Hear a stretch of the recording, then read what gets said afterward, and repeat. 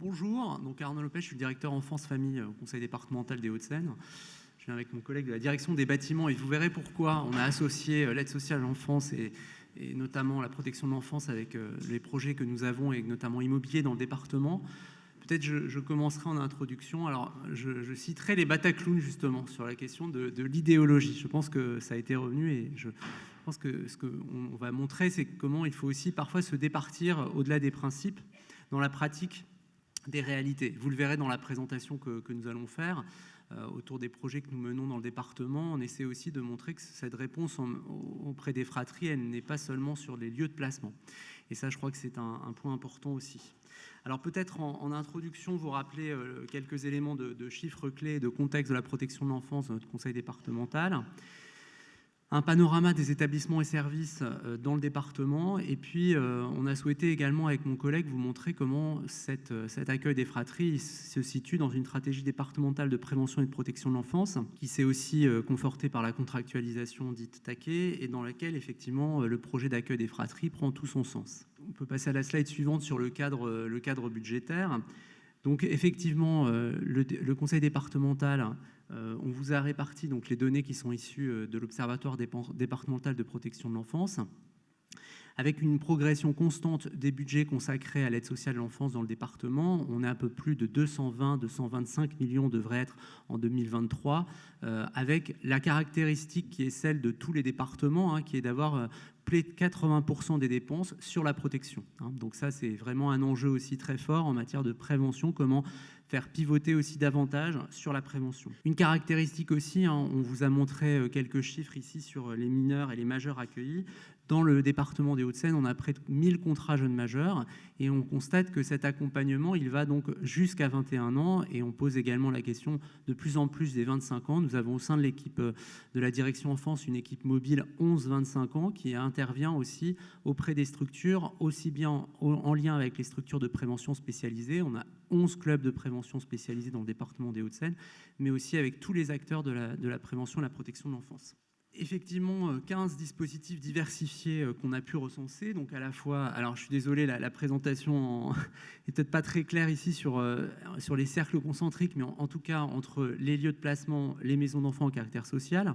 Au sein de ces maisons d'enfants, nous avons 3 établissements départementaux, donc un service d'accueil d'urgence, la Cité de l'Enfance, de 45 places, un centre maternel départemental également à Châtillon, et enfin une pouponnière départementale qui a 2 implantations à Asnières et à Rueil-Malmaison. Je précise que ces 3 établissements départementaux, ce sont des agents du département, ce qu'on dit de manière parfois un peu technocratique, les agents titre 4, c'est-à-dire de la fonction publique hospitalière, et qui font donc partie vraiment notre département.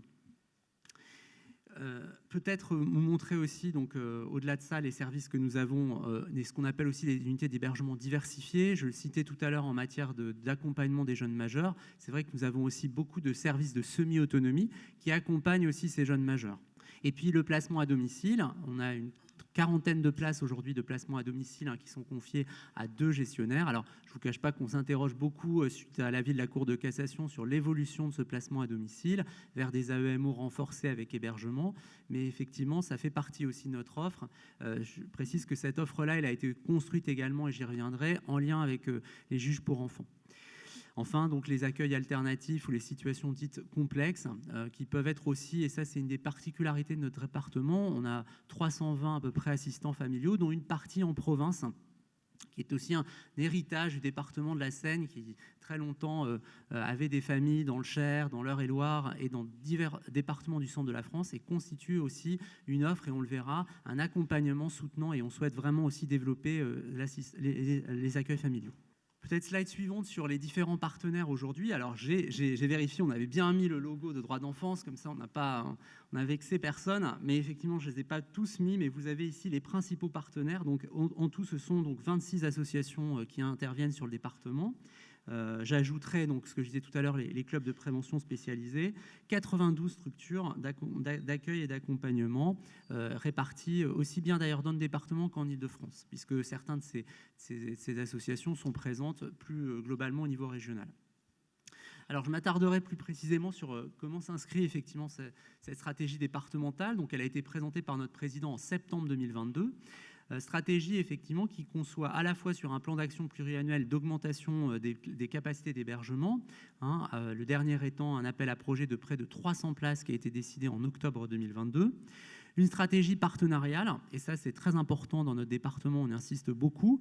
Alors je ne redirai pas, je ne cherche pas avec mon collègue de l'Essonne, mais nous avons également des relations fréquentes avec nos juges pour enfants. Ça n'a pas toujours été le cas, je dois le dire, mais en tout cas aujourd'hui ça l'est. Et effectivement, dans un cadre de gouvernance rénové, avec nos collègues de la protection judiciaire de la jeunesse, puisque nous avons mis en place une convention également avec la DTPJJ en juillet 2023, des rencontres régulières avec la DRIETS au niveau des services de la préfecture et de l'Agence régionale de santé. Cette stratégie, elle s'inscrit dans le cadre de la contractualisation. Je pense qu'il y a d'autres départements qui sont concernés aussi par cette contractualisation. En 2023, on était à un montant d'1,5 million d'euros, dont notamment 800 000 euros consacrés à l'accompagnement de structures d'hébergement alternatifs, permettant aussi de sortir des placements en structure hôtelière. Enfin, un dernier point, c'est également la mise en place d'instances partenariales, je le disais. Alors nous ne l'avons pas appelé comme dans la loi Taquet, le comité départemental. Alors je vous avoue qu'entre les différents comités, on s'y perd un peu. Et nous avons souhaité mettre en place une instance d'un commun accord avec la justice qui permet tous les trimestres de nous réunir fréquemment et d'y associer les services de l'État en fonction de l'ordre du jour. C'est évidemment important et j'y reviendrai, notamment sur l'articulation avec la PJJ, puisque nous avons un certain nombre d'enfants qui ont des doubles mesures, aussi bien un suivi en milieu ouvert et des orientations. Et j'en vois ici dans la salle quelques gestionnaires qui connaissent bien ces situations avec des placements à l'aide sociale enfance.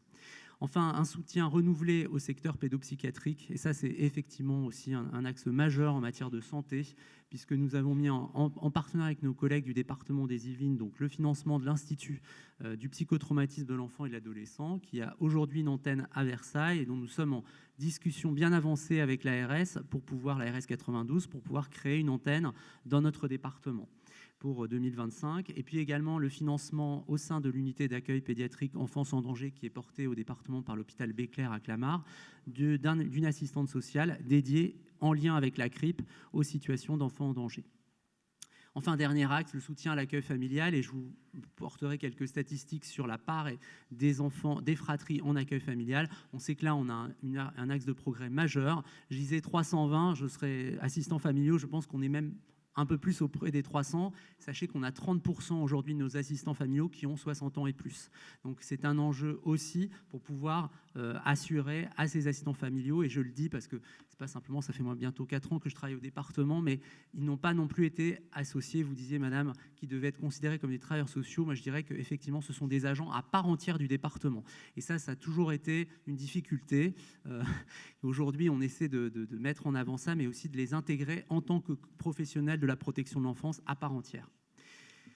On passe rapidement sur l'autre slide qui montre légalement, quand je disais, un axe sur la participation des jeunes. Nous avons ici notre directrice de l'ODPE, Ariane Bourgeois, qui a mis en place aussi un groupe de travail pour avoir une instance dédiée à la participation des jeunes.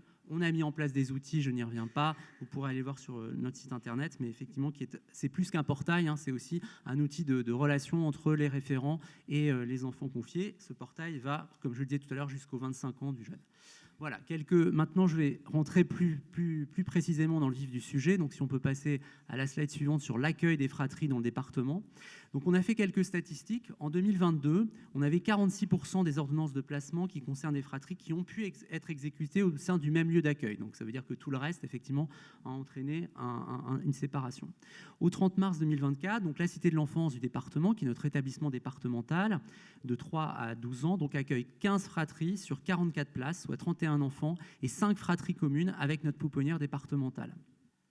Elle-même accueille 3 fratries sur un total de 64 places. 13% aujourd'hui des accueils réalisés par les assistants familiaux du département concernent des fratries. Avec aussi, donc je le disais aussi bien, j'incorpore les assistants familiaux en province et en Île-de-France, puisque c'est une de nos spécificités. Enfin, le département s'est doté en 2022 d'un service d'accueil d'urgence dédié qui est porté par les orphelins apprentis d'Auteuil de 6 places.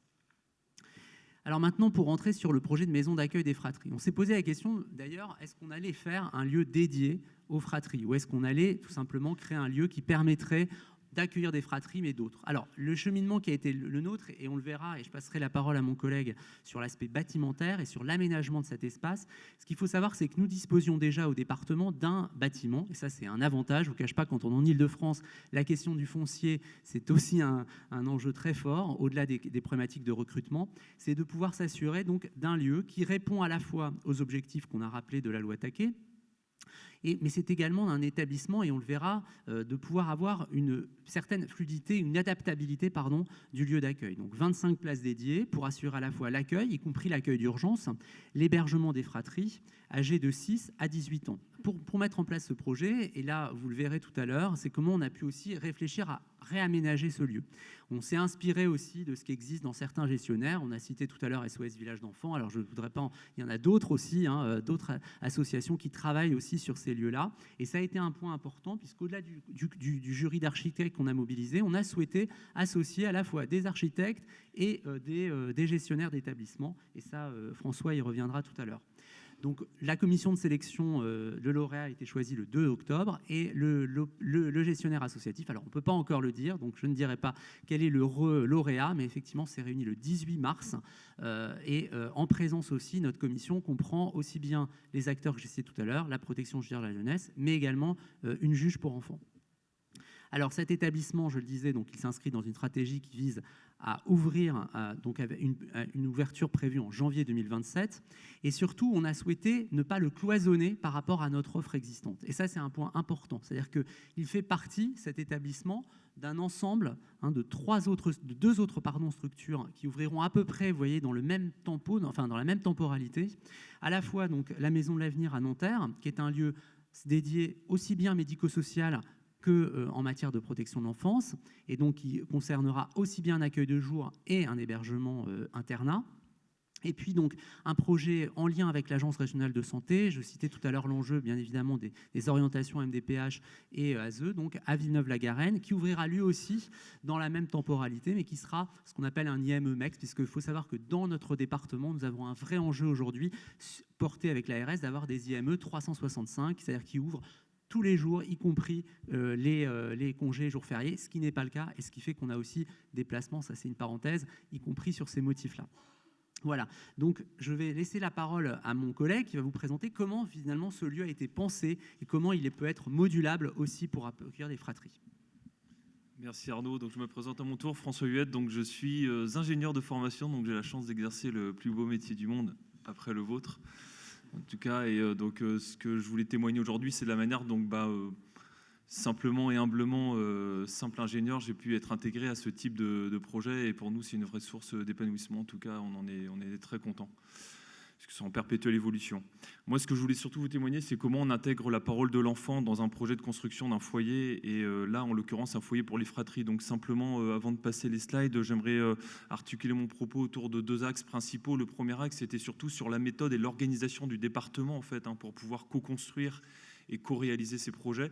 Et ensuite, vous passez quelques images. Il y aura pas de texte dans la présentation, mais que des images pour illustrer de manière très concrète l'avancement des études auxquelles nous sommes aujourd'hui, et pour pouvoir vous partager quelques images de ce beau projet. D'abord sur la méthode et l'organisation, donc le Conseil départemental des Hauts-de-Seine a plusieurs compétences, dont les solidarités et dont pour lequel le département est chef de file. Et donc le département a pu constituer une équipe projet dédiée au projet ASE et au projet de construction de pôles sociaux. Ce qui me permet moi en tant que directeur d'être vraiment en prise directe en fait, et c'est ça qui est hyper important dans ce type de collectivité, d'être en prise directe avec les acteurs participants. Donc que ce soit les éducateurs, que ce soit les responsables d'établissement, que ce soit les opérateurs ou que ce soit les membres de l'administration centrale pour les grands principes et les grands cadrages. Et donc ça, c'est vrai que ça permet vraiment de fédérer tous les acteurs autour d'un projet là, de construction en l'occurrence, et de comprendre quel est le besoin et d'avoir vraiment ce souci toujours d'écouter le besoin d'opérer dans un foyer de manière très opérationnelle, et aussi pouvoir écouter la parole de l'enfant. C'est vrai que nous, la direction de projet, on construit la coque dans laquelle vous, c'est-à-dire les opérateurs, vont soigner, prendre soin des enfants et les faire évoluer. Donc on est un peu l'infrastructure dans laquelle chacun va pouvoir évoluer. C'est là que c'est très important de pouvoir écouter chacun. que ce soit les exploitants, que ce soit les personnes aussi qui puissent faire le ménage dans ces lieux, qui puissent s'occuper des enfants, d'écouter les enfants, pouvoir écouter aussi, si possible, les parents pour comprendre comment, voilà, quel est le foyer dont ils veulent disposer pour pouvoir avoir cet espace de parenthèse. Donc quand on choisit, nous, les architectes et les maîtres d'œuvre qui nous accompagnent dans ces projets, c'est vrai qu'on aime bien leur faire visiter notamment des lieux d'hébergement que nous avons dans les Hauts-de-Seine ou des lieux d'hébergement référence. Et c'est le parti pris que nous avons eu sur ce foyer dès en amont, c'est-à-dire pour construire le programme qu'on allait confier à nos maîtres d'œuvre, si vous voulez, dans le process. C'est-à-dire qu'on écrit un programme et on dit aux maîtres d'œuvre, voilà un peu ce qu'on voudrait comme locaux, voilà ce qu'il faudrait comme surface, comme typologie de prise en charge. Mais en fait, on est allé vraiment visiter des foyers que nous avons dans ce département pour comprendre le besoin. Et en l'occurrence, lors de nos visites dans les foyers, on a même pu avoir le témoignage d'enfants. Donc en fait, nous sommes allés visiter le foyer en conditions réelles. On a pu avoir le témoignage d'enfants qui étaient accueillis à ce moment-là. Et par exemple, je prendrai l'exemple d'un témoignage que nous avons eu d'un jeune de 12 ans, très érudit, qui s'appelait Louis d'ailleurs, qui depuis a pu quitter le foyer. Par exemple, quand on allait visiter sa chambre, lui il nous disait messieurs les architectes, voilà, quand vous concevez une chambre, n'oubliez pas de mettre une salle de douche individuelle et surtout n'oubliez pas la serrure. Du coup, moi j'interroge, je dis oui, mais la serrure, en termes de sécurité, etc., est-ce que tu as vraiment besoin d'une serrure dans ta douche? Et là, il dit oui, parce que en fait, c'est le lieu dans lequel je me réfugiais quand papa, maman abusaient de moi. Donc vous voyez, il y a des choses comme ça, des témoignages assez forts qu'on a eus qui nous ont permis, nous, de comprendre comment on pouvait concevoir aussi ces foyers, comment on pouvait concevoir l'espace chambre, la chambrée qui est quand même très importante pour un enfant, me semble-t-il, dans un foyer. Également, les enfants nous ont témoigné du fait que c'était nécessaire de mettre des boîtes à secrets. Donc voilà, c'est ce genre de choses un peu qui semblent un peu secondaires, mais pour les enfants, c'était très important d'avoir une boîte à secrets dans laquelle ils puissent enfermer des objets de leurs parents, de leur famille, de leurs frères et sœurs, des objets qu'ils ont pu récupérer, parce que dans les foyers, il y a beaucoup de vols aussi entre les enfants. Et donc ça, voilà, c'est ce genre de choses, ce genre de témoignages qu'on a pu avoir quand on a visité le foyer et pouvoir construire un programme qu'on a confié ensuite à notre architecte.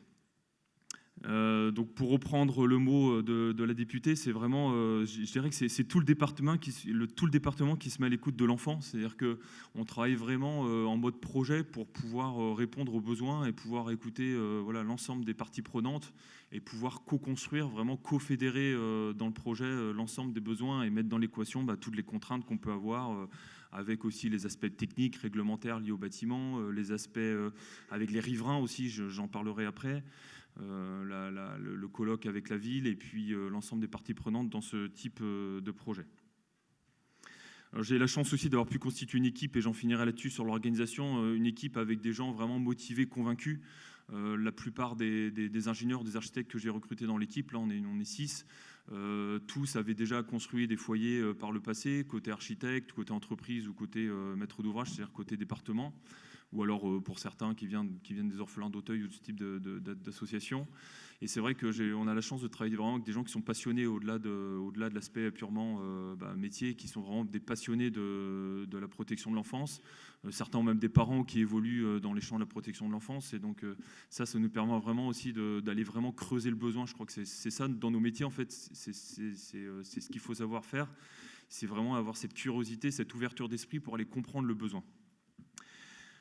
Et ensuite, sur le projet bâtimentaire, là, je reprendrai d'ailleurs un mot une phrase, un verbatim de Madame Perrin ce matin. Je crois que ça, c'est Madame Perrin, Pierrine Robin, pardon.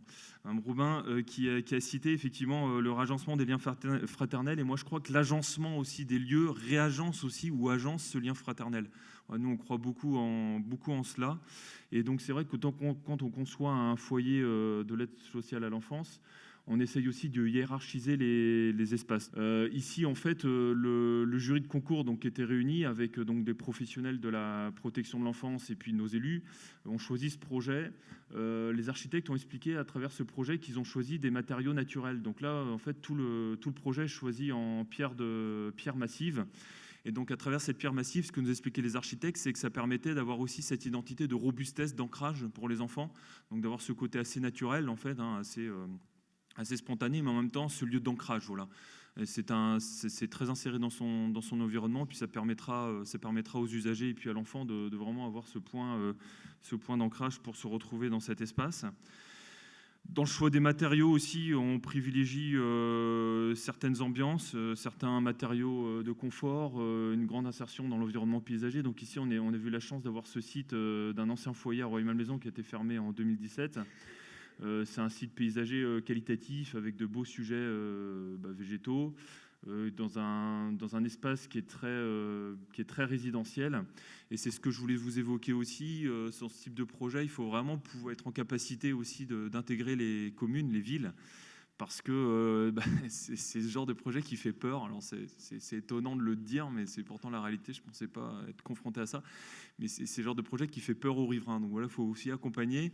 Avec mes collègues de la direction de l'enfance aussi, on va rencontrer les riverains, on va rencontrer les élus, on va rencontrer les mairies pour comprendre en fait quel est l'accueil qu'on veut y faire. Alors c'est vrai que en fait, tout le monde est pour la protection de l'enfance, pour mettre des moyens, pour que tout le monde soit bien traité.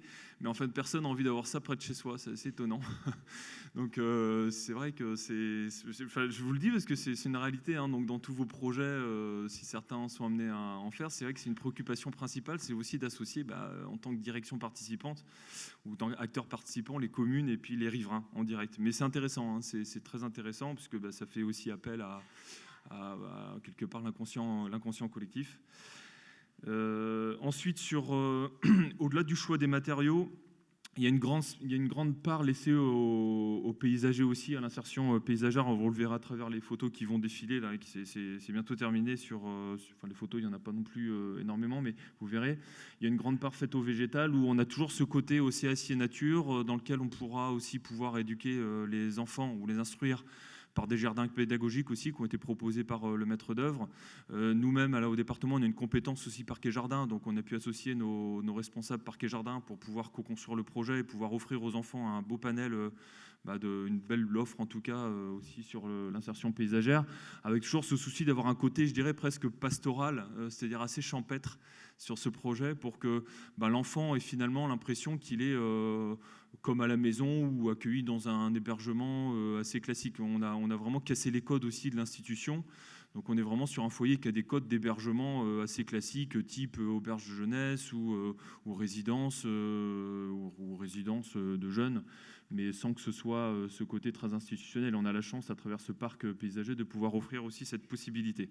Quand on fait un foyer aussi, alors vous le verrez à travers les images intérieures, je dirais deux derniers éléments, c'est que toujours essayer d'intégrer le beau, le bon, même si ce sont des notions assez subjectives, mais d'avoir à la fois ce côté rustique, c'est ce que je vous disais, ce côté champêtre, rustique, pour qu'on ait l'impression d'être en fait un peu comme à la maison, mais ne pas hésiter aussi à travailler sur des couleurs, des ambiances, des textures, des formes, qui sont apaisantes et contenantes pour l'enfant. Donc, je vous parlais tout à l'heure de la robustesse de la pierre, donc la matérialité en façade, mais aussi à l'intérieur d'avoir un certain confort qui contient l'enfant, le rassure, évite peut-être aussi parfois pour les éducateurs que les situations deviennent compliquées ou violentes. Donc, l'infrastructure sert aussi à ça, en fait, c'est d'être un peu ce vocabulaire, ce porte-parole de cet apaisement et d'apaiser la souffrance ou d'apaiser les conflits. Et enfin, un point très important sur ce projet, puisqu'on parle d'un projet pour les fratries, et donc c'est de pouvoir hiérarchiser les espaces. Donc quand je vous dis hiérarchiser les espaces, si on peut s'arrêter deux minutes sur ce plan, c'est de vous dire qu'en fait, on a conçu vraiment ce projet comme étant vraiment pour les enfants. Donc au début, vous avez ce premier pavillon qui est à gauche, si vous voulez, qui donne sur la rue là, du Chantier, qu'un pavillon sur lequel donc, il y aura les salles de visite médiatisées, les cabinets de consultation, les espaces, on va dire, fonctionnels et communs. Et ensuite, à partir de la zone bleue, je suis vraiment dans un espace qui est vraiment que pour les enfants. Bon, et les éducateurs, bien sûr, mais que pour les enfants. C'est-à-dire qu'en fait, il y a une sorte de barrière qui fait qu'on est vraiment là, on est dans un foyer qui est pour les enfants. Il n'est pas pour les praticiens, il n'est pas pour les parents. Il a été conçu pour les enfants, donc après ne pourront aller que les enfants. Et vraiment, ce sera leur espace à eux. Et donc le foyer est articulé de la manière suivante, c'est-à-dire qu'on a une première séquence là que vous voyez en bleu avec un espace de restauration. Donc vous avez vu les photos là, donc la restauration avec une production sur place. Et ensuite, on est sur 4 pavillons, donc 4 unités de vie. Enfin, il y en a 5 puisqu'il y en a une à un étage, 5 unités de vie qui accueilleront chacune donc 5 enfants avec donc les chambrées, les salles de douche, des petites kitchenettes pour pouvoir se faire aussi manger dans les espaces de vie, la chambre de l'éducateur. Donc après, bon, je pourrais revenir plus en détail si vous le souhaitez sur chaque unité de vie. Mais c'est de vous dire, moi c'était surtout ça que je voulais dire, c'est qu'on hiérarchise, c'est-à-dire non besoin d'aller dans le foyer que les gens qui sont dans le foyer, donc les enfants en l'occurrence.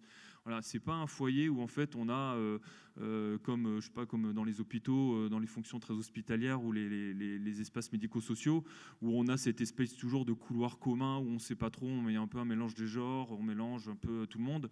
Là ici vraiment ce foyer, c'est voilà, à partir d'un moment donné, c'est aux enfants de faire leur vie dans ce foyer avec tous les espaces qui leur sont offerts à la fois intérieur, extérieur. Vous avez vu aussi un espace sportif. Et enfin, le dernier mot, c'est le maître mot, c'est la modularité. C'est-à-dire que dans la conception même de l'ouvrage, vous voyez, ça va assez loin.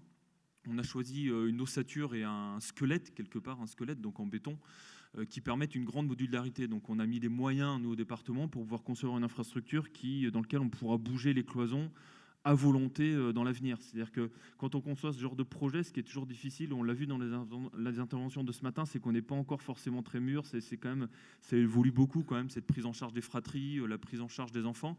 Et donc moi, ce que je dis toujours, c'est quand on conçoit, on a déjà 10 ans de retard quasiment, parce qu'entre le moment où on choisit l'architecte, on fait les plans et on construit, déjà il va se passer 3-4 ans.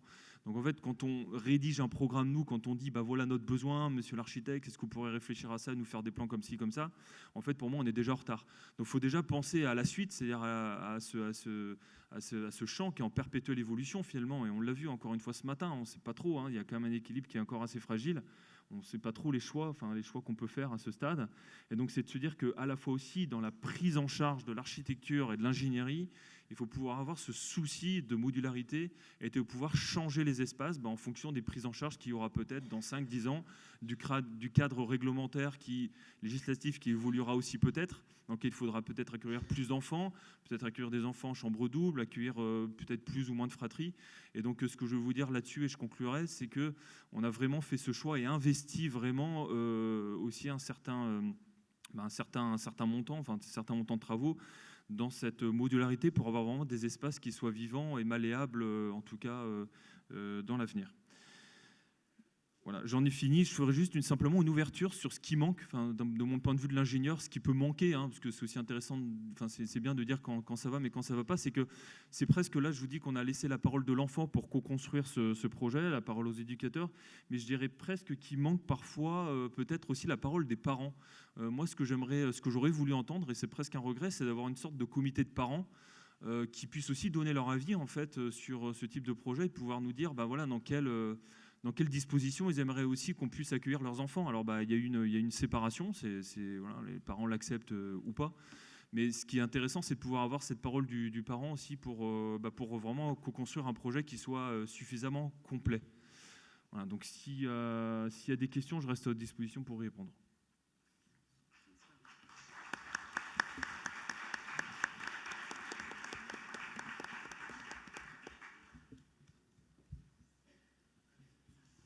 C'est à moi ? Ok. Très bien. Bonjour à toutes, bonjour à tous. Je suis Grégory Dubois, je suis responsable de l'Observatoire départemental de la protection de l'enfance pour le département du Nord. Et je suis psychologue de formation. J'ai longtemps travaillé en CMP enfants tout d'abord et ensuite en maison d'enfants à caractère social dans les Flandres intérieures, dans des coins comme Hasbrook, Bailleul, Armentières, des choses très exotiques. Et je suis au département du Nord depuis quelques années. Donc l'ODPE du département du Nord, on est plutôt bien doté. Alors par rapport au nombre d'enfants que nous accompagnons, pas forcément, mais il y a quand même une équipe de 6 personnes et on travaille sur différents secteurs. On a également le champ des violences intrafamiliales qui a été rattaché à l'ODPE, en considérant que les violences intrafamiliales, les violences conjugales en particulier, étaient également un sujet de protection de l'enfance. Donc on a fait des ponts comme ça avec d'autres directions générales. Juste pour peut-être démarrer en introduction, au département du Nord, on a 22 000 enfants protégés, donc au total, donc 22 000, donc des enfants accompagnés plus des enfants confiés, 22 000 enfants protégés, dont 12 000 qui sont confiés, majoritairement dans le département aux assistants familiaux. Il y en a 2500 dans le département du Nord. Et le chiffre des enfants confiés a augmenté de 13% en l'espace de quelques années. En fait, il a pris 13%. Et on a ces chiffres-là qui sont assez questionnants. On nous demande d'ailleurs parfois comment les expliquer. On ne sait pas toujours comment les expliquer. Est-ce que c'est le reflet d'un état de la société française ? Est-ce qu'on sait aussi peut-être mieux repérer les enfants qui sont en difficulté ? Mais en tout cas, il faut suivre derrière, notamment sur un plan financier. Et le budget alloué à la protection de l'enfance, à l'enfance, la famille, la santé, il a augmenté de 100 millions d'euros en l'espace de 2 ans. Et il est toujours insuffisant, on va dire les choses très clairement. Il est toujours insuffisant. On a comme ça a été cité d'ailleurs juste avant, on a une certaine méconnaissance des publics qu'on accompagne et des enfants qui sont confiés à l'aide sociale à l'enfance, notamment dans notre département. On manque, autant au national, alors dans nos départements c'est encore pire, d'études de cohorte, d'études sur des grands ensembles, et on a essayé d'y remédier là en fin d'année dernière. Si je m'appuyais sur quelques chiffres là qui sont déjà affichés pour introduire le propos sur la question des fratries. Donc on a réalisé une enquête sur des enfants qui sont exclusivement confiés, donc pas protégés, uniquement confiés, donc les 12 000 dont je vous parlais tout à l'heure. On a fait un échantillon représentatif de 1400 enfants. L'idéal, ça aurait été d'enquêter sur les 12 000, mais on n'avait clairement pas les moyens de faire ça. Et on vient d'achever la passation des enquêtes, et on est sur des résultats qui sont encore un peu provisoires, mais je ne résistais pas au plaisir de vous les présenter ce matin. Ça montrait, en préparant cette intervention, vous voyez bien, au final, que la question des fratries était une question qui se posait très fréquemment, déjà d'une part, de par la fréquence à laquelle nous sommes amenés à nous la poser. Vous voyez, donc sur l'échantillon, on a 75% des enfants confiés qui sont issus d'une famille nombreuse, donc on a considéré 3 enfants, voire très nombreuses, 4 enfants et plus, ce qui représente une partie, une proportion bien plus importante que ce qu'on va trouver en population générale, là où on a je crois que j'avais noté ça, je m'étais fait une anti-sèche, je crois que c'était 20%, me semble-t-il, 20% des familles qui étaient nombreuses en France dans une étude INSEE de 2011, mais c'est plutôt stable depuis une dizaine d'années.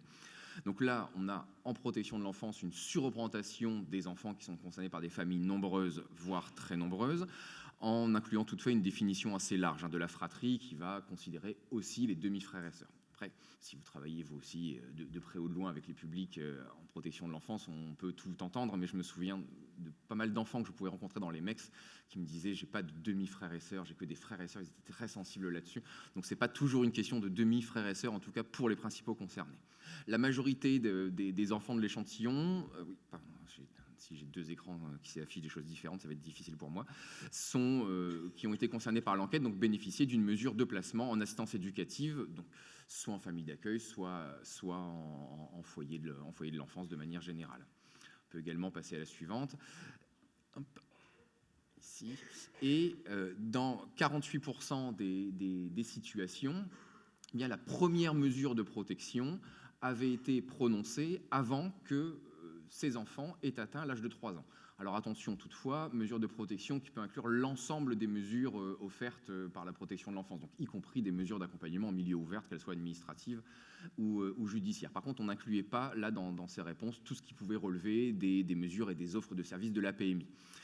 Tout ça faisait notamment le jeune âge de survenue des premières situations, des premières mesures de protection, eh bien, fait qu'on doit se poser la question fréquemment, beaucoup de familles, mais aussi beaucoup d'entre elles sont concernées par des interventions à un âge très jeune et qui vont s'étaler sur toute l'enfance, parce que la durée moyenne des placements dans le département du Nord, on est à 7 ans environ, moyenne, hein, donc c'est pas...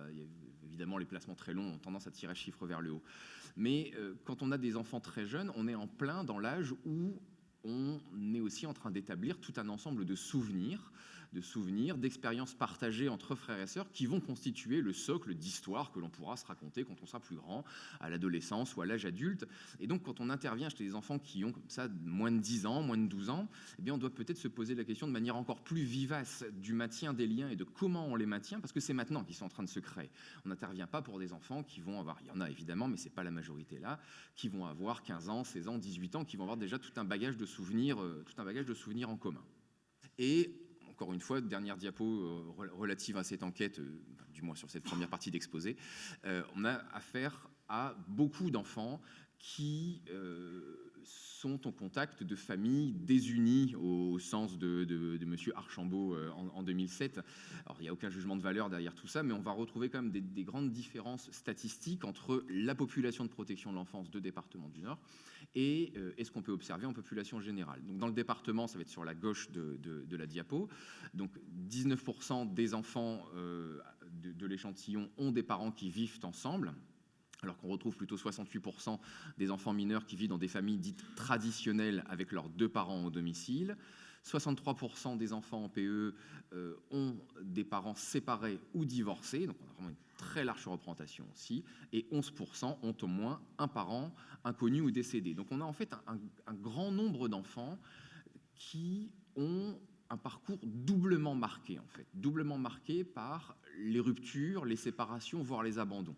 Marqué de fait par les interventions de protection de l'enfance. Quand on est confié, même si c'est pour l'intérêt supérieur de l'enfant, bien c'est quand même, pour beaucoup d'entre eux, une séparation, voire un arrachement de leur milieu familial originel, fût-il dysfonctionnel, et d'ailleurs c'est souvent le cas.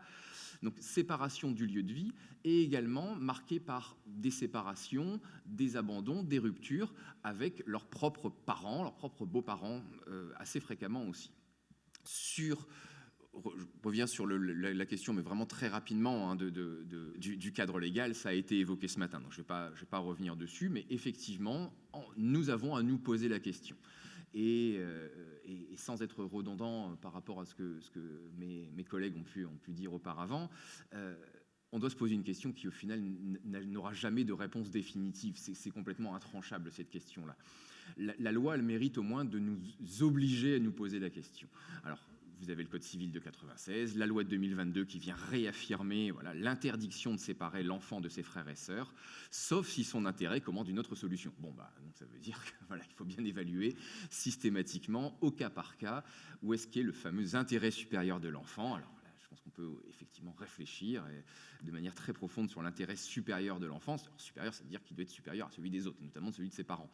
Mais quel est son intérêt supérieur? C'est souvent très compliqué à déterminer, même si que c'est plutôt à l'autorité judiciaire peut-être de se positionner plus franchement sur cette question, mais c'est compliqué d'estimer l'intérêt supérieur parce qu'on doit aussi avoir toujours, quand on travaille avec des enfants, une approche développementale, c'est-à-dire que considérer que l'enfant va se développer, et donc c'est un certain pari sur l'avenir. On doit mesurer l'intérêt immédiat, mais également le poids de nos décisions à moyen terme, voire à long terme. Et en matière d'établissement de relations fraternelles, ce qu'on va faire, comme dans d'autres sujets, mais ce qu'on va décider là maintenant, ça va avoir des conséquences dans 5 ans, dans 10 ans, dans 15 ans, et peut-être même encore plus que ça. Vous avez du côté un peu psycho, vous avez ce que je vous ai mis sur la droite, dans un contexte transitionnel, c'est-à-dire donc d'évolution des familles, on va beaucoup parler de d'homéostasie, d'équilibre familial, le type de qualité des relations fraternelles n'est pas figé, mais va se modifier sous l'effet du stress occasionné. Or, les placements, les situations de placement, ce sont des situations stressantes pour les enfants, pour les familles, et donc ça va modifier, voire recomposer l'équilibre des relations au sein de la fratrie. Et puis vous avez donc là les systémiciens, donc M. Minuchin, notamment Salvador Minuchin, à la fin des années 70, et puis ça a été redit bien plus tard, une importance du groupe fraternel, notamment lors des périodes de crise familiale. Donc, groupe fraternel qui viendrait apporter une certaine stabilité dans l'instabilité de l'accompagnement en protection de l'enfance. Vous avez aussi peut-être des échos de ces positionnements systémiques avec les besoins fondamentaux de l'enfant, la démarche de consensus de 2017, et notamment le besoin fondamental d'identité. Vous avez quelques ponts entre ces idées de thérapie familiale et systémique et la cartographie des besoins fondamentaux de l'enfant. L'identité, le besoin fondamental d'identité, que vous connaissez probablement très bien, eh bien, ça va être lié justement à l'accès à son histoire, à ses ascendants, à qui on est, quelle est la famille de laquelle on provient et avec qui on peut en parler. Donc, vous avez cette question des fratries sous l'angle éventuellement des besoins fondamentaux. Vous avez également une considération à avoir, c'est sur celui de la thématique qui peut sembler un peu plus lointaine au premier abord, mais celle de l'autonomie. C'est un autre très vaste sujet de protection de l'enfant. Je pense qu'il y a beaucoup de colloques sur l'autonomie. Je pense que c'est le reflet j'allais être un peu caricatural, mais je pense que c'est le reflet du stress à la fois des enfants, mais également des professionnels. C'est-à-dire qu'il faut qu'ils soient autonomes, et il faut qu'ils soient autonomes rapidement. On entend d'ailleurs souvent l'autonomie sous un aspect essentiellement professionnel ou financier, c'est-à-dire être capable de subvenir à ses besoins à 18 ans ou à 21 ans, s'il y a des accompagnements EVA. Mais en tout cas, on parle beaucoup de l'autonomie. On leur en parle très rapidement. Dès l'âge de 15 ans, on va commencer à parler de contrats d'apprentissage, d'incitation à de la scolarité souvent assez courte pour être autonome financièrement et scolairement rapidement. Et en fait, la question de l'autonomie prise sous un angle global, et je cite le travail d'Action Enfance, je vous ai mis le rapport sur le côté, qui est trouvable assez facilement sur Internet, qui va également poser la question de l'autonomie sous l'angle du capital social, alors avec une approche où la capital social, ça fait une approche un peu bourdieusienne des liens sociaux, mais d'un capital et non pas de liens sociaux, le capital dans le sens vers qui on peut se tourner, sur quoi on peut capitaliser pour aider à l'autonomie quand on est jeune majeur, vers qui on peut se tourner. Alors il y a des tas de choses qui sont dites dans cette recherche-action qui date d'il y a quelques années maintenant, mais c'est assez récent, je pense que c'est 2020, 2021, et sont dites notamment sur aller au collège, avoir des copains au collège, pouvoir célébrer son anniversaire, enfin des tas de sujets qui recoupent. Là, j'entendais les intervenants précédents qui parlaient de la participation des enfants. Voilà, beaucoup de départements participent aujourd'hui, font ce travail sur la participation des enfants, et les enfants vont nous dire qu'ils souhaitent pouvoir aller dormir chez des copains, pouvoir accueillir des copains là où ils vivent. Donc on retrouve tous ces sujets de manière intriquée ces dernières années, ce qui pour moi est plutôt une bonne chose. Donc on parle de capital social sous différents aspects, des amis, fêtes d'anniversaire, mais le capital social va également intégrer les relations fraternelles. Et on voit que ceux qui sont plus autonomes et qui ont moins de difficultés, notamment socio-économiques, quand ils sont jeunes majeurs, eh bien, sont ceux qui vont disposer de plus de capital social. Et dans ce capital social, on va retrouver ceux qui ont eu l'opportunité de maintenir et parfois de soigner, voire d'accompagner les liens fratries auparavant, donc au cours de leur enfance, de leur adolescence. Donc l'établissement de liens de fratrie permet, quand ils sont plus grands, d'avoir des personnes vers qui se tourner, sur lesquelles s'appuyer lors du délicat passage de la minorité ou de l'accompagnement par l'aide sociale à l'enfance vers à la vingtaine environ, vers l'autonomie financière, l'accès au logement, et puis l'autonomie également, aussi sur un plan psychique au final, l'autonomie, c'est pouvoir vers qui se tourner en cas de difficulté. Donc la question de fratrie, du maintien de la fratrie, c'est aussi penser l'autonomie et c'est aussi penser bien plus tard. Alors, il y a toujours en fait cette double question et qui il n'y a pas de prêt-à-penser sur la question du maintien ou non. Et vous avez des auteurs qui vont avoir des positions qui vont être assez différentes, mais qui vont être différentes souvent selon les situations des enfants qu'ils examinent. Alors vous avez d'un côté, là sur fond bleu, donc le placement conjoint constitue un facteur de protection et d'équilibre pour les enfants. Juste en dessous, travaux de Beauregard, 2003, les frères et sœurs peuvent constituer des figures d'attachement secondaires. Beaucoup de travaux aujourd'hui, théorie de l'attachement, mais on parle aussi beaucoup d'attachement secondaire, des figures d'attachement secondaire, sous l'influence d'ailleurs de chercheurs français, Raphaël Miklovitch, Blaise Pierre-Imbert, vont beaucoup parler de figures d'attachement secondaire, c'est-à-dire vers qui on peut peut-être soigner un peu un style d'attachement insécure qui a été établi auparavant. Et donc les frères et sœurs représenteraient ces opportunités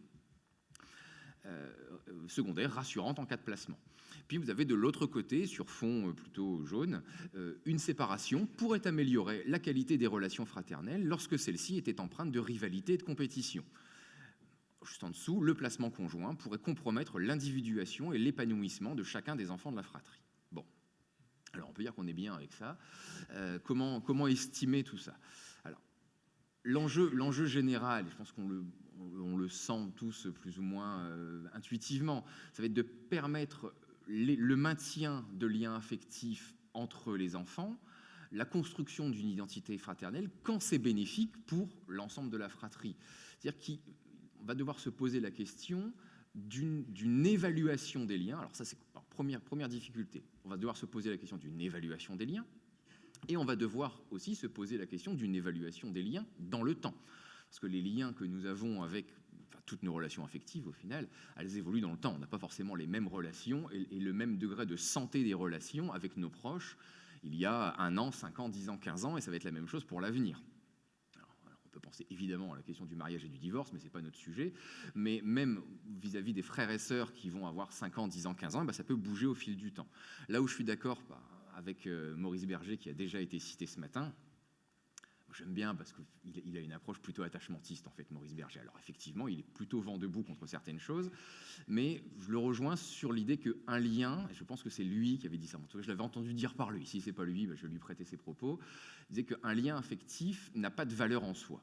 Et je suis plutôt d'accord avec cette question. C'est-à-dire qu'il y a des liens affectifs qui sont bénéfiques et d'autres liens affectifs qui sont toxiques. Il y a des liens d'amour bénéfiques, des liens d'amour toxiques, et donc va se poser la question en matière de protection de l'enfance de l'évaluation de ces liens affectifs et entre les frères et sœurs, dans les fratries. Et cette question va se poser peut-être de manière encore plus saillante, parce que, on peut passer à la diapo suivante, mais je vais l'introduire un peu quand même, parce que la transition peut être un peu surprenante, parce qu'en protection de l'enfance, on va être aussi confronté de manière plus prégnante que dans la société générale à des situations de violence, de maltraitance, sous toutes leurs formes de négligence, d'abus sexuels, de violence psychologique. Alors c'est déjà très important en population générale, on est sur une estimation à peu près de 10% dans les pays occidentaux, et en protection de l'enfance, eh bien, ça va être encore plus saillant dans la population avec laquelle on travaille. Dans l'enquête qu'on a réalisée, on a posé notamment, je vais juste faire le crochet par les violences sexuelles, mais je vais vous citer les chiffres des autres violences. On a posé la question de la prévalence des violences sexuelles sur donc, notre échantillon de 1400 enfants de tout à l'heure. Alors, la question avait différents niveaux de réponse par l'affirmative. Donc oui, avec reconnaissance judiciaire. Oui, l'enfant a verbalisé les violences. Oui, probablement, il y a suspicion de la part du référent. Alors quand on additionne tout ça, on arrive à des chiffres. Alors on s'attendait à ce que ça soit massif, mais peut-être pas à ce point-là quand même. On arrive sur plus de 27% des enfants de l'échantillon, quel que soit leur âge, qui vivent ou ont vécu des violences sexuelles. Dans 27% des cas, ça va être le père. Donc on est toujours dans la famille, donc avec des implications sur la fratrie. Dans 27% des cas, le père est désigné comme l'auteur de ces violences sexuelles. Et dans 51% des cas, c'est un autre membre de la famille de l'entourage, le plus souvent un homme, donc un beau-père, un cousin, un oncle. Il y avait pas mal de mineurs également parmi les auteurs dans la fratrie. Dans 51%, l'auteur est un autre membre de la famille. Je vous cite juste là, j'ai hésité à le supprimer ou pas, mais moi ça m'a marqué, j'ai découvert la semaine dernière. Donc dans 30% des situations, les violences sexuelles ont eu lieu au cours du placement ou ont perduré au cours du placement. Alors ça veut dire que soit elles ont démarré au cours du placement, quel que soit l'auteur, hein, peut être un autre enfant accueilli ou quelqu'un de la famille ou n'importe qui, ou alors le placement n'a pas arrêter les violences sexuelles qui étaient vécues antérieurement. Ça aussi, ça doit vraiment nous inciter à nous poser un grand nombre de questions sur ce que l'on propose et sur les accompagnements. La prévalence des violences sexuelles et des violences physiques. Violences physiques, je vous cite à peu près, quand on additionne les trois, oui, c'est la même architecture pour toutes les questions, on est à peu près à 50% des enfants. Violences physiques. Négligence, on est à un chiffre énorme, j'hésite presque à vous le dire, mais en même temps, c'est un peu normal qu'on est en protection de l'enfance pour des enfants qui sont confiés. On arrive à 90% des enfants sous les 3 oui qui sont négligés. Et violences psychologiques, je pense qu'on est aux alentours de 55-60%. Donc la prévalence des violences, quelles qu'elles soient, et majoritairement intrafamiliales, va faire que cette question de l'évaluation des liens dans les fratries et de la qualité de ces liens et de la santé de ces liens va se poser de manière encore plus importante et va nécessiter de notre part encore peut-être plus de rigueur et de finesse d'observation. Et je vous propose, il y a des choses qui existent, notamment, je cite beaucoup les travaux d'Olivia Troupel-Kremel, qui travaille, je pense, en Île-de-France, mais j'ai un petit doute, on l'a auditionné, mais j'ai un doute maintenant, c'était il y a 1 an et demi, et qui propose, ce ne sont que des outils, évidemment, j'aime bien moi tous ces outils-là d'évaluation, de tests, mais on ne va pas fonder entièrement une intervention sur l'analyse de tests. Les tests vont venir comme support, comme moyen de réfléchir. On va toujours en fait, se poser la question, comme ça a été dit ce matin, et avoir une tension éthique en fait, entre deux solutions, ou plusieurs solutions d'accompagnement, et on va essayer de choisir la meilleure, et dans certains cas peut-être la moins mauvaise, mais il y a des outils qui nous permettent de discriminer tout ça. Alors, je ne vais pas être trop long là-dessus, mais donc vous avez des outils anglais qui sont traduits en français, donc le Brother and Sister Questionnaire de 1994, traduit en français et validé, et puis des choses plus récentes, notamment le cité par Olivia Troupel-Kremel, les histoires à compléter, donc de Blaise Pierre-Imbert, qui est un attachementiste français contemporain et qui va mesurer, je vous parlais tout à l'heure de figures d'attachement secondaires, qui va mesurer la qualité des liens d'attachement au sein des fratries avec un ensemble d'histoires à compléter. C'est souvent un peu la même idée. On va mettre les enfants dans des situations où ils sont... Quand on explore l'attachement, on va toujours explorer l'exploration et les comportements de détresse. Et donc, ça va être souvent des situations de détresse. Tu as besoin de parler, tu es tout seul, tu es triste, vers qui peux-tu te tourner? Ton frère arrive ou ta sœur arrive à ce moment-là, quelle va être sa réaction? Donc, on va mettre les enfants dans des situations de projection, de situations délicates, impliquant leurs frères et sœurs et voir comment ils se positionnent vis-à-vis d'eux. Et enfin, le questionnaire des relations fraternelles jeune-enfant, où on va, je vous ai mis juste quelques exemples sur le côté, je ne sais pas si vous les voyez bien, où on va aller explorer la coopération, l'opposition, les rivalités, les jalousies, les difficultés, notamment survenues consécutives aux violences qui a pu y avoir dans ces familles.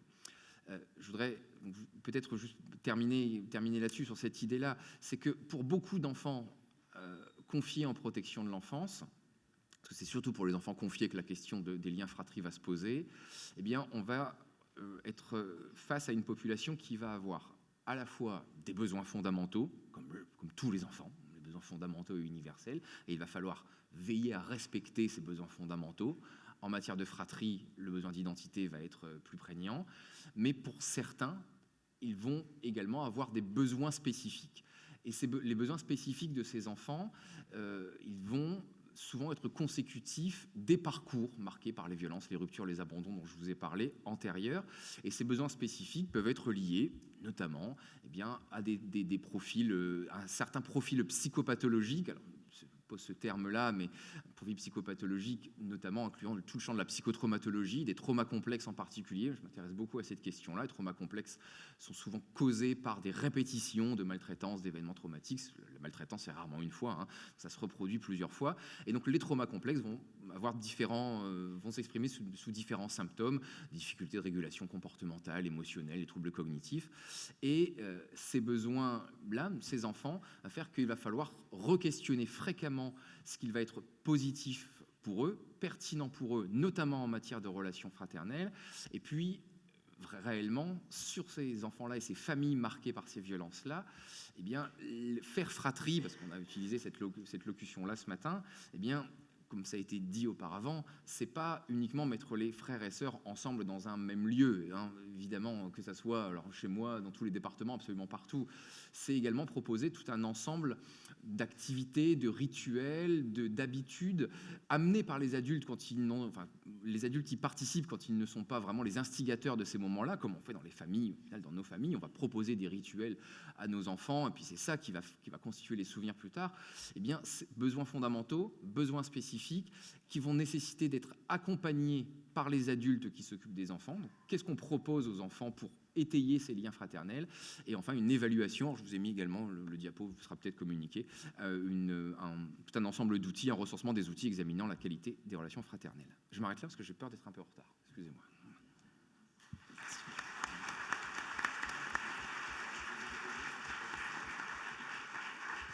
Merci.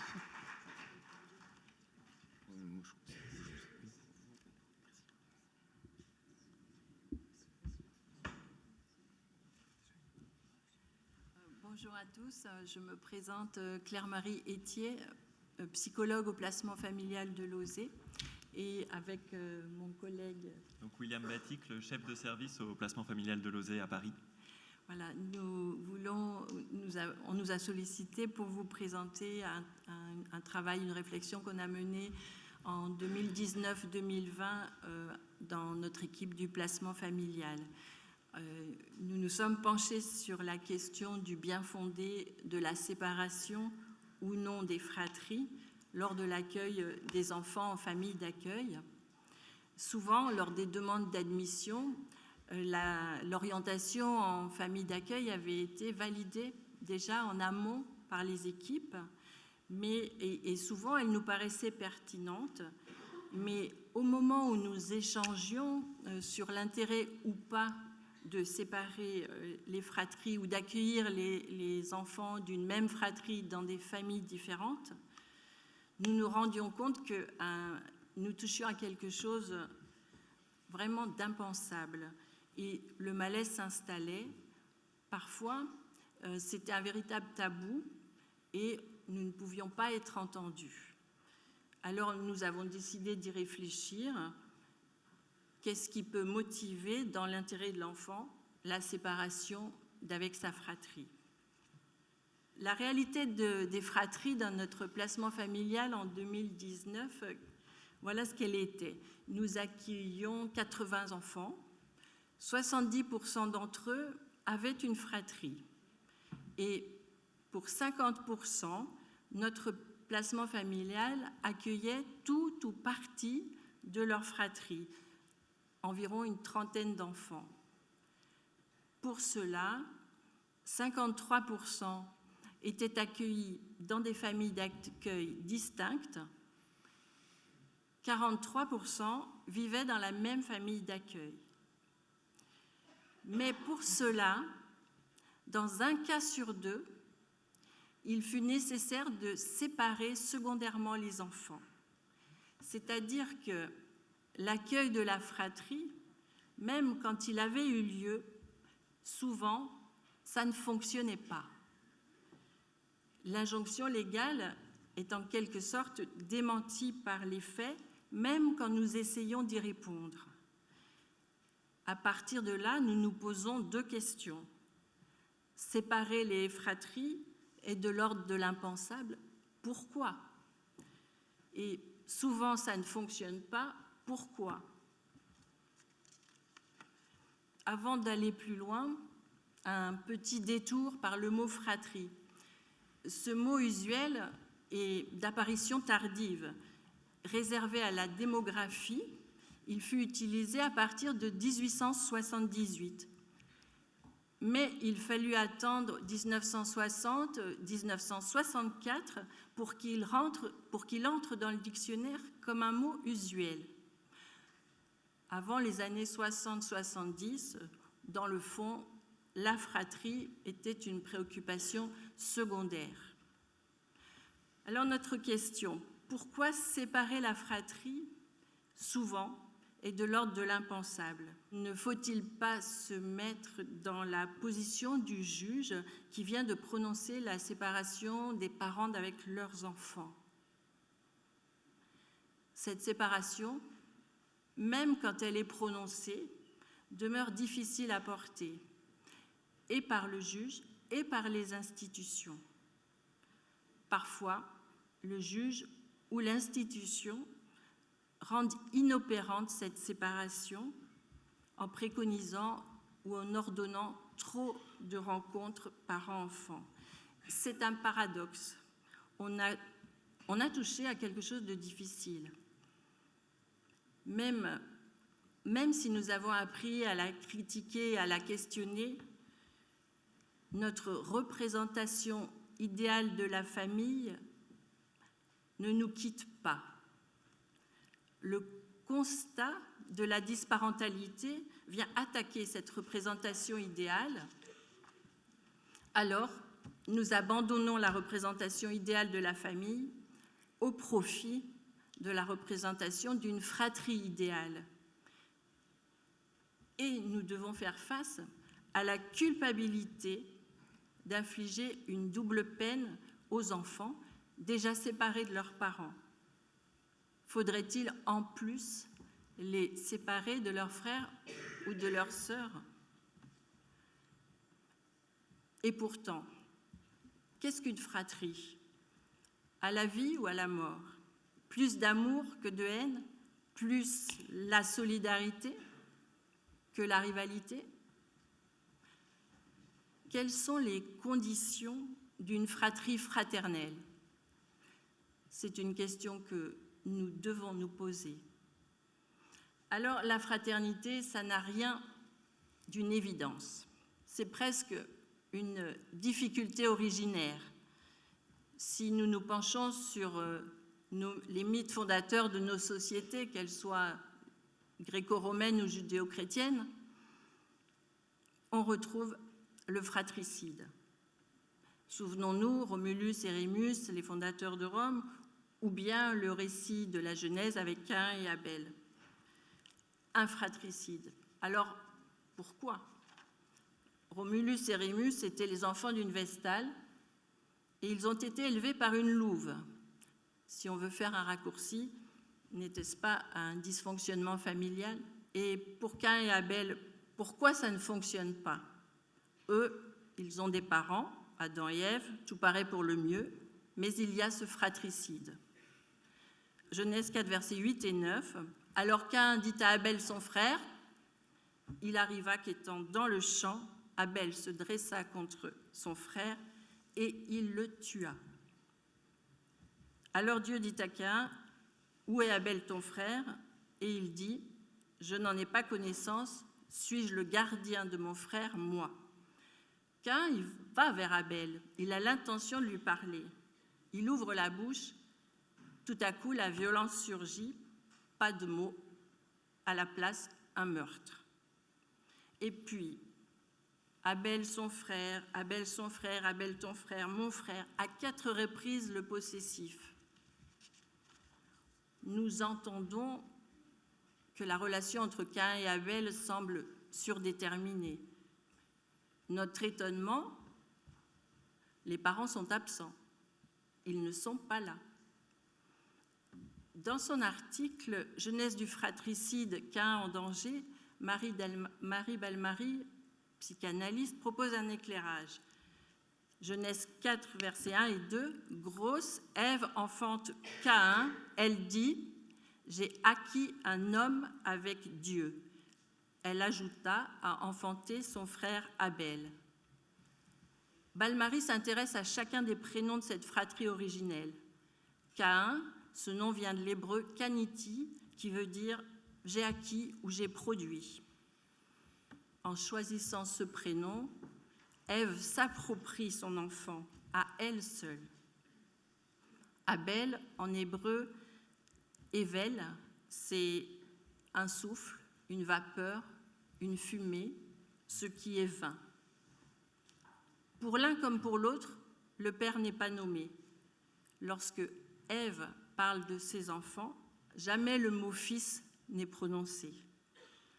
La filiation faussée.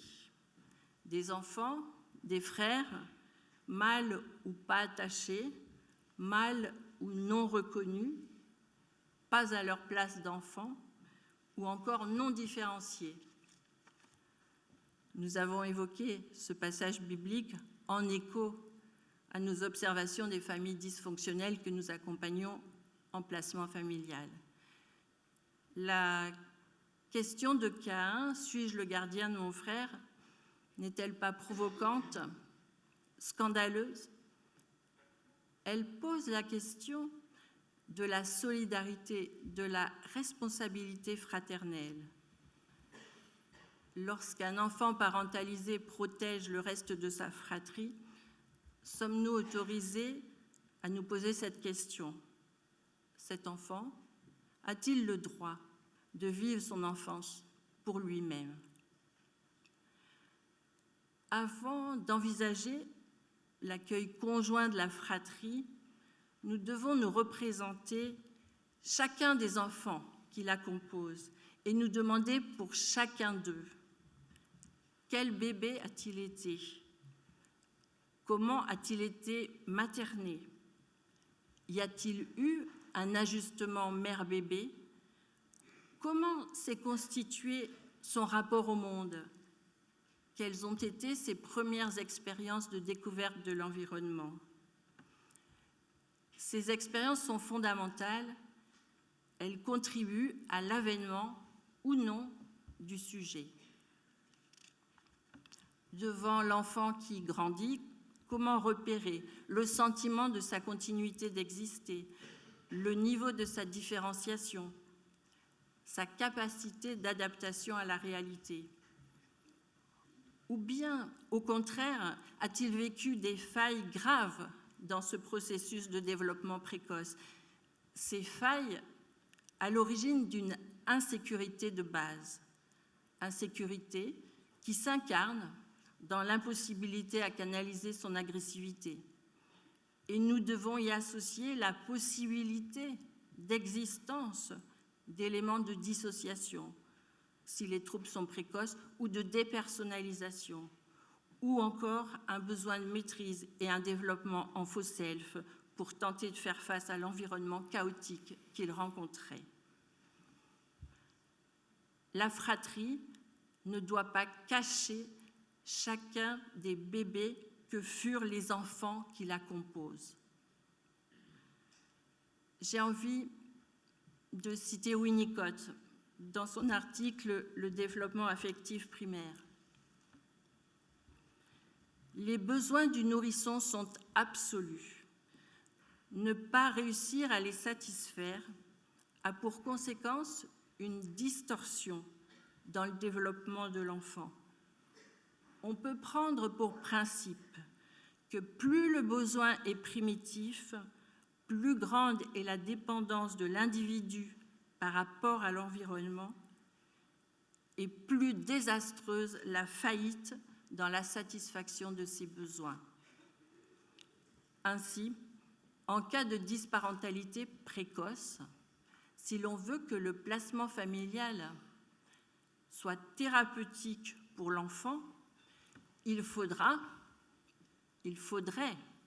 une assistante familiale particulièrement dévouée, au sens du dévouement maternel winnicottien. Alors, lui confier en même temps 2 ou 3 enfants avec ce type de besoin, ce serait vraiment une mission impossible. Et là, je vais vous passer la parole pour la suite. Alors, avant de poursuivre sur les indications et les contre-indications au maintien de la fratrie, nous aimerions revenir, ça a déjà été fait plusieurs fois ce matin, sur les différents textes de loi qui ont abordé cette question. Bien sûr, ces textes de loi, ils ont posé comme un principe évident que de maintenir ensemble les fratries au moment du placement. Mais notons bien, et ça a été rappelé à 2 reprises ce matin, qu'apparaît dans le texte, sauf si l'intérêt de l'enfant ordonne le contraire. Et ces quelques mots, sauf si l'intérêt de l'enfant ordonne le contraire, eh bien cela doit, selon nous, nous conduire à évaluer systématiquement chaque situation, ça a été dit déjà, chaque situation qui est unique, afin de déterminer quel est-il cet intérêt. Est-ce qu'il est pour l'enfant de vivre auprès de sa fratrie dans une même famille d'accueil, ou est-ce qu'il est pour l'enfant d'avoir sa propre famille d'accueil et de rencontrer sa fratrie sur des temps spécifiques? Alors, pour discuter un peu ces 2 dimensions, nous proposons de repasser par les apports de la fratrie dans la construction du sujet. Chez l'enfant, la fratrie, c'est ce qui vient matérialiser la place de l'autre, de cet autre qui se trouve être un tiers à la fois semblable et différent, dans un lien biologique unique. La fratrie, c'est ce qui permet une intimité relationnelle garantie toutefois par l'interdit structurant de l'inceste. La fratrie, dans les familles où l'on rencontre la disparentalité, c'est ce qui va venir tempérer la tentation fusionnelle que l'on peut y trouver parfois. La fratrie, elle empêche le refoulement et elle permet, quand il est possible, d'amorcer un travail d'élaboration. Et puis, tout au long de la vie du sujet, la fratrie, elle vient suggérer l'appartenance au groupe familial, l'histoire dans une certaine continuité. Il y a donc, d'après nous, de réelles indications à accueillir ensemble des fratries au sein d'une même famille d'accueil, et nous allons voir quelles sont-elles. La première indication, c'est quand il n'y a pas de disparentalité repérée en amont du placement.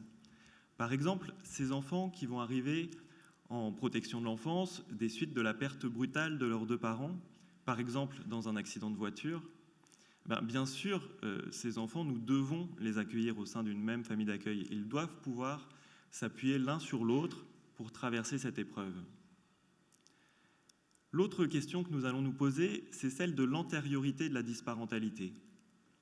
C'est-à-dire que ce n'est pas exactement la même chose d'être auprès d'un enfant qui a été exposé à une disparentalité continue depuis sa naissance pendant plusieurs années, et un enfant qui va connaître une disparentalité assez récente par rapport au moment de son placement, par exemple des suites d'une décompensation psychiatrique de son parent ou de difficultés sociales rencontrées par la famille.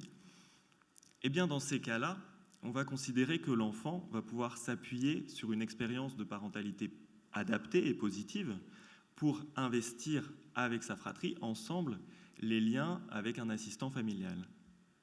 Donc dans ces cas-là, nous préconisons au moment de l'admission de l'enfant dans notre service que la fratrie soit accueillie au sein d'une même famille d'accueil. Alors, quelles seraient les contre-indications au maintien de la communauté de vie des fratries? Pour les repérer, nous sommes repartis des travaux de Myriam David, qui est donc une pédopsychiatre, et ces travaux sur le placement familial nous ont conduit à considérer que la famille d'accueil, c'est un espace thérapeutique. Et en tant qu'espace thérapeutique, elle doit être neutre et elle doit être surtout préservée de toutes les disparentalités d'origine. Alors, pour permettre cela, nous avons mis en exergue 3 critères qui nous amènent à préconiser une séparation.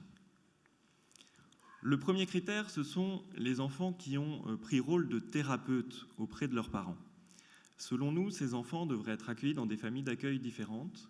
Ils ne devraient pas être en permanence sous le regard les uns des autres, dans une espèce de surveillance mutuelle qui pourrait faire craindre à l'un ou à l'autre que son frère ou sa sœur aille répéter à son parent toutes les tentatives d'attachement auprès de l'assistant familial. Et puis, à l'inverse, cela nous permet d'éviter que l'un des enfants soit tenté de prendre la défense de son parent dès lors qu'il verra son frère ou sa sœur commencer à s'installer dans la famille d'accueil. Le second critère, c'est qu'avec l'accueil de la fratrie ensemble au sein d'une famille d'accueil, la pathologie des liens, qui est à l'initiale du placement, elle va rester très active. Et parfois, on rencontre des pathologies familiales qui sont tellement intenses, qui sont trop intenses, à tel point que la fratrie déplacée et confiée à un assistant familial va faire bloc contre l'assistant familial et ne va pas permettre que chacun des membres de la fratrie rencontre cet assistant familial sur un mode individuel et sécure. Ça ne va pas permettre en retour que l'assistant familial apporte aux enfants de nouvelles modalités relationnelles. Et puis, on peut même craindre que cet assistant familial il soit contaminé par le fonctionnement pathologique de la fratrie. Le dernier critère que nous avons repéré, ce sont les enfants parentifiés. Ces enfants qui ont pris rôle de parents auprès de leurs frères et sœurs, eh bien, ça nous semble important de pouvoir les libérer de cette lourde tâche, mais avec toutefois 2 points de vigilance. Premier point de vigilance, c'est est-ce que l'enfant qui a été parentifié, eh bien, il va être suffisamment rassuré en voyant que ses frères et sœurs reçoivent aujourd'hui des soins adaptés dans leur famille d'accueil. Et puis le second point de vigilance, c'est est-ce que ces enfants qui auparavant recevaient les soins de l'enfant parentifié, est-ce qu'ils vont être prêts à recevoir des soins d'un nouveau pourvoyeur de soins qui sera l'assistant familial. Alors, dans ces différentes configurations qui nous amènent à préconiser une séparation de la fratrie, rappelons que séparation n'est pas rupture et que nous allons, au sein du service de placement familial, mettre en place un certain nombre de dispositifs pour que les relations puissent perdurer dans la fratrie. Alors nous en avons en particulier 2 dispositifs. Le premier dispositif, ce sont les visites médiatisées parents-enfants, où on va décliner de 2 façons différentes. C'est-à-dire que tantôt on fera venir la fratrie, toute la fratrie, pour rencontrer son ou ses parents, et tantôt on ne conviera que l'un des membres de la fratrie à rencontrer son parent. Et le tout selon des calendriers préétablis. Et en procédant ainsi, on va venir soutenir la subjectivation de l'enfant. C'est-à-dire tant dans le travail qu'on va faire auprès du parent pour qu'il n'ait pas tendance à considérer, comme c'est parfois le cas pour des parents avec une pathologie psychiatrique, qu'il n'ait pas tendance à considérer ses enfants comme un tout, mais comme des sujets. Et puis, en travaillant du côté de l'enfant, pour lui permettre de se reconnaître sujet, de s'appuyer sur les médiateurs et de se différencier des différents membres de sa fratrie quand il rencontre son parent. Et le deuxième dispositif que nous pouvons employer, ce sont les visites médiatisées spécifiques à la fratrie, qui vont avoir lieu ou bien au sein du placement familial, ou bien à l'extérieur pour des activités quand les relations sont déjà plus tranquillisées. Et les enfants vont se rencontrer, et là, avec les mêmes objectifs que lors d'une visite médiatisée parents-enfants, eh bien, on va soutenir ces liens, les soigner, ces liens quand c'est possible, permettre aux enfants d'exprimer leurs affects parfois débordants, et qu'on va venir contenir dans l'espace de la visite médiatisée. Et puis ces mouvements parfois fusionnels, parfois agressifs, eh bien, on va venir les accompagner dans le but que puissent que les enfants puissent passer des bons moments ensemble et puis qu'ils puissent sentir en eux des sentiments et des souvenirs heureux émerger. Et c'est important de préciser que, selon nous, ce travail se fait en dehors du tricotage de la vie quotidienne qui, en placement familial, dans les familles d'accueil, est dévolue à beaucoup d'autres choses si on mesure la dimension thérapeutique de la famille d'accueil. Mais ce travail, il se fait au placement familial porté par l'équipe des référents et des psychologues. Ils sont tiers dans la relation entre l'enfant et sa fratrie. Ils vont aider l'enfant à se dégager de ses projections et de ses clivages, lui permettre d'accéder à ses propres sentiments. Puis on ne voulait pas prendre la parole ce matin sans évoquer un sujet qui nous est apparu au moment de la rédaction de cet article, qui est la question des fratries de cœur, des fratries qui sont constituées des enfants des couples d'accueil et des enfants accueillis dans les familles d'accueil. On a pu mesurer à quel point ces liens pouvaient être intenses et qu'ils devaient être respectés quand on réfléchit au projet de l'enfant. Alors, pour conclure, effectivement, répondre à cette question de la séparation des fratries, bien, cela nous semble demander exigence et humilité, mais c'est indispensable, fondamental même, d'évaluer chaque situation, étant donné que chaque situation est unique, qu'il n'y a pas de réponse préétablie, on l'a tous dit ce matin, mais autorisons-nous à penser les séparations dans un but thérapeutique. Car sans la liberté de se questionner, peut-on obtenir autre chose qu'une mauvaise réponse ? Merci beaucoup.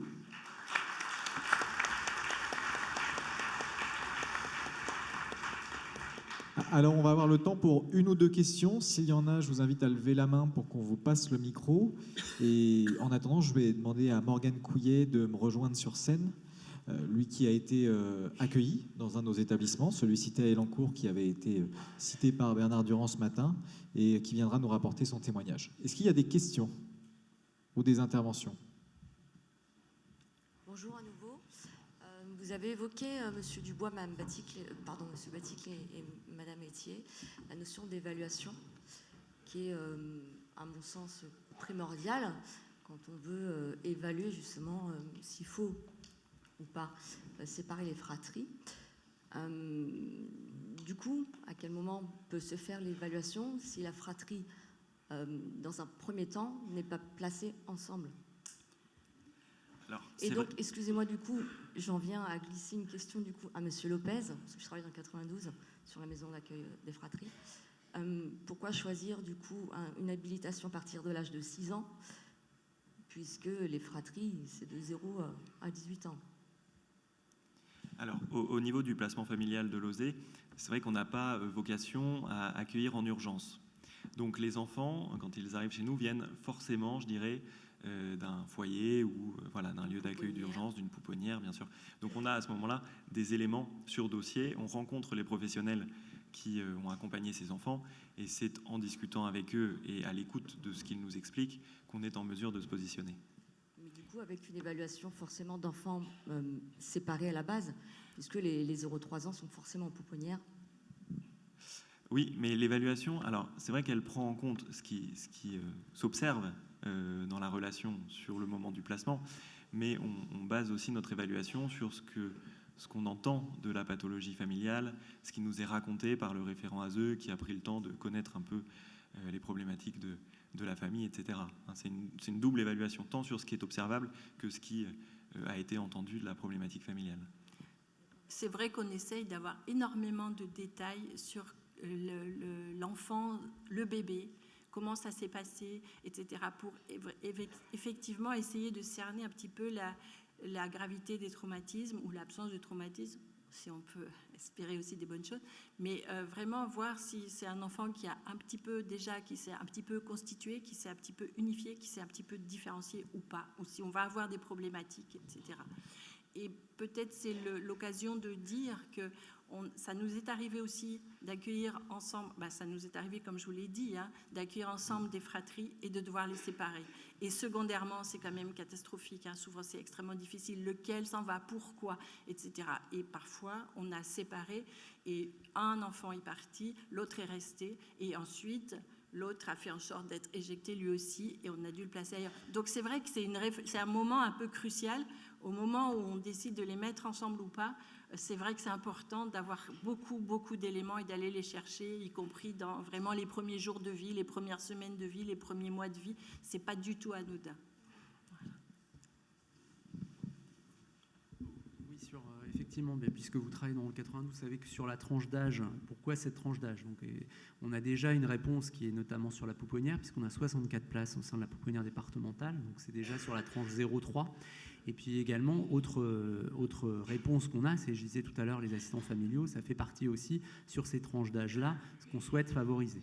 Bon, on sait très bien qu'on a un sujet aussi, je le disais, de vieillissement démographique, de renforcement de l'attractivité du métier d'assistant familiaux, donc ça, on y travaille là largement dans le département. Et puis enfin, c'était aussi ce que vous disiez, c'est donc ça correspondait à un besoin. Et je signale, alors je ne peux pas donner le nom du gestionnaire qui a été, l'association qui a été retenue, puisque c'est encore à la validation de notre président, mais sachez qu'on l'a beaucoup interrogé aussi dans le jury sur comment il pouvait se projeter dans ces situations où il y avait un des membres effectivement de la fratrie qui restait au domicile, et comment il se posait cette question de l'évaluation aussi des liens au fur et à mesure. Et ça a été vraiment posé avec la possibilité aussi, c'était un des critères qu'on posait, une des juges qui était présente, de pouvoir dire comment elle pouvait intervenir, l'association aussi à domicile, comment prévoir des modalités modulables d'intervention.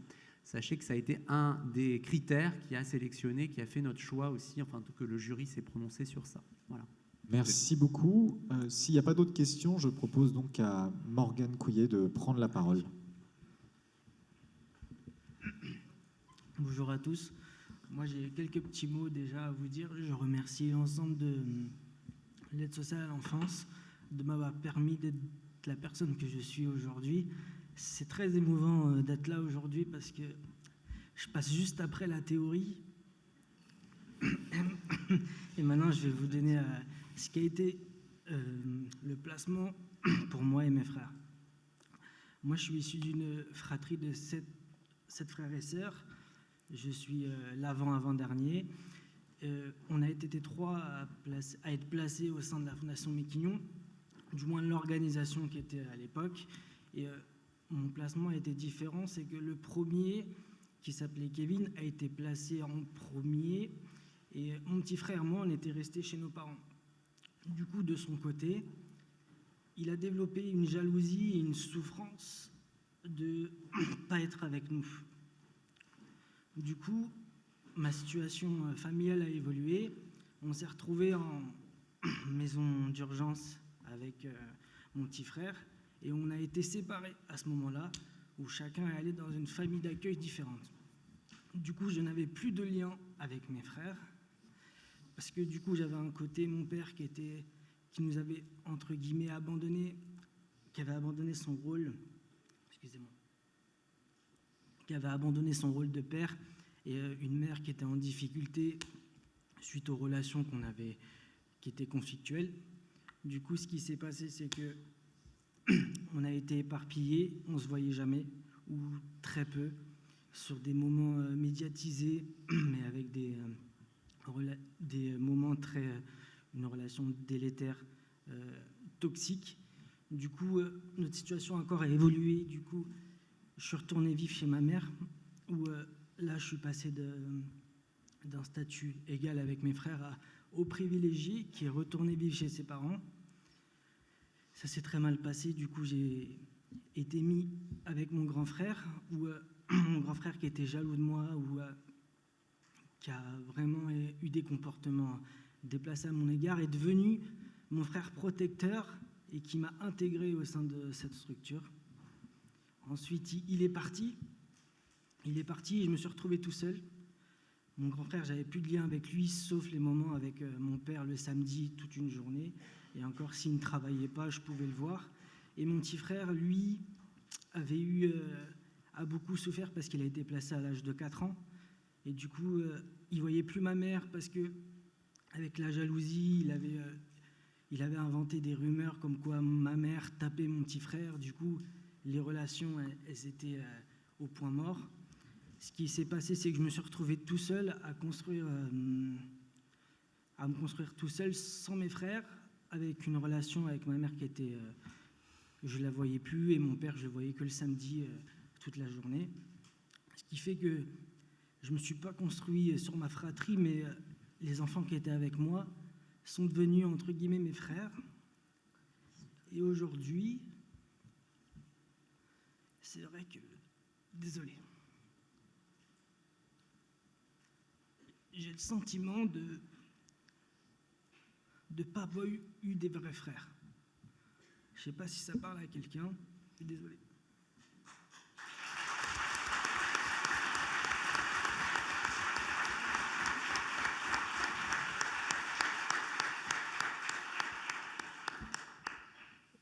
Pas plus tard que la semaine dernière, mon frère il me reprochait de ne pas avoir cette relation avec lui comme un vrai frère. C'est pour ça que ce colloque il tombe à pic, parce que on a été séparés sans forcément amener les solutions pour qu'on se voit ou qu'on partage des choses ensemble. En fait, notre situation, c'est un peu la personne âgée qui souscrit à un abonnement, qui a une réduction pendant 1 an, et après, le fournisseur d'Internet, il ne s'occupe plus de lui. C'est des reconductions tacites, et on ne s'occupe pas de la situation qui a évolué dans le temps. Voilà. Nous, c'était mes visites médiatisées, c'était à chaque moment, c'était le jour où on allait au tribunal, où on pouvait tous se voir. Voilà.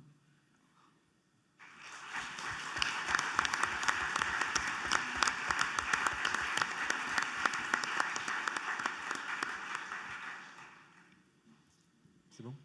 C'est bon. Merci beaucoup Morgane, et merci à toutes les intervenantes, à l'intervenante et aux intervenants.